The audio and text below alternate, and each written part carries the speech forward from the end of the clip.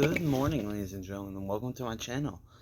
Now, I know I promised you guys that I was going to do the video last night or the night before, but apparently I didn't do it because one, I stayed late at work due to us being very short-staffed, and two, because I was exhausted and tired and I didn't have enough energy to deal with the video then. But today we are doing the Northern Arab Army tour.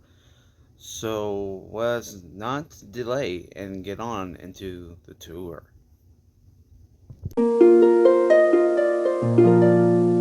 This is the set that I'm going to be using, and it's the maroonish red Northern Arab Army set. So we're going to use that as my example.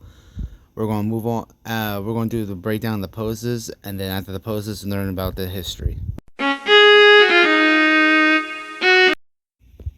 Okay, so the poses. We have a rifleman on his knee shooting, and he could be taking cover behind a camel or a rock or sand dune during the desert taking a shot. We have a warrior here, another warrior here, who has an ammo belt across his chest, but he appears that he either ran out of ammo or he was out of options, and he had to resort to his sword and his dagger. Basically, he'll slice one guy and then he'll stab the other guy with his dagger. So this is that position. And we have another warrior here. This could be a sheik or a leader of the tribe, which back then they were called sheiks or sheriffs. And he has a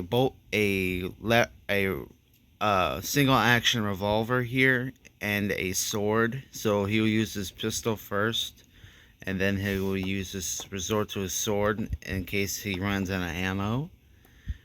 We have a warrior with a rifle in one hand and the sword in the other while charging. So he probably is advancing on the field with his sword drawn, and he can either stab or slash somebody and then use his rifle as like a way to block any attacks from behind or from in front, either way. Then we have a ambusher slash sniper or sharpshooter, and he probably is like blended in like some fallen palm trees from the oasis, and he could use that as cover to take his shots and pick off the Imperial forces one by one. We have a few running positions here. We have one that appears to be like moving to a different spot. We have another one that's also charging or falling behind. And we have one warrior here with just a sword, using both hand method to attack and slash at his opponent. Now we're going to move on into learning a little history about this army.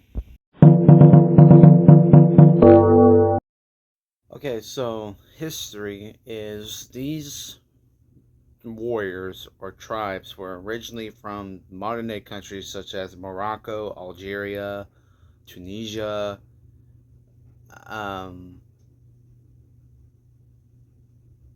and most northern African countries.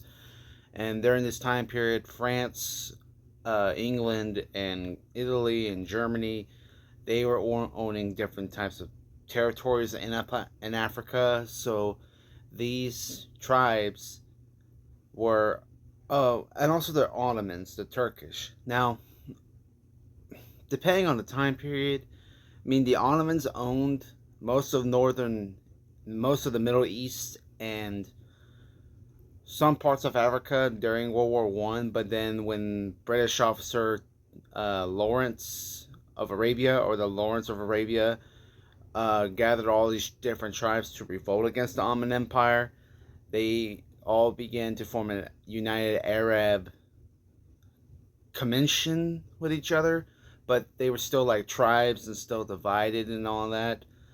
But they were divided, they share one common goal, which was they fought to own their own land and their own peace, not to be conquered or owned by anybody.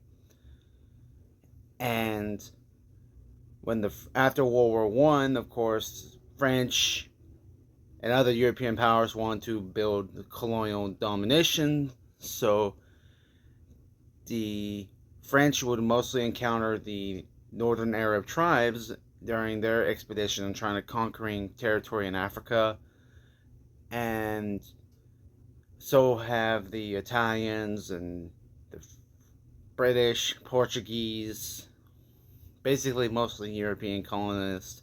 But Portuguese, I believe, own most parts in the mid center of Africa. I'm not really. Okay, I'm trying to give you some facts, but also trying to be a little bit historically accurate and also respect. But mostly, these guys were a tribe that once was owned by another imperial power, but then after that imperial power was defeated, other imperial powers tried to take their land, and that's where Northern African Wars began in the Northern African Campaign with the French Foreign Legion, which they mostly have fought with other tribes, and that's where these guys are formed.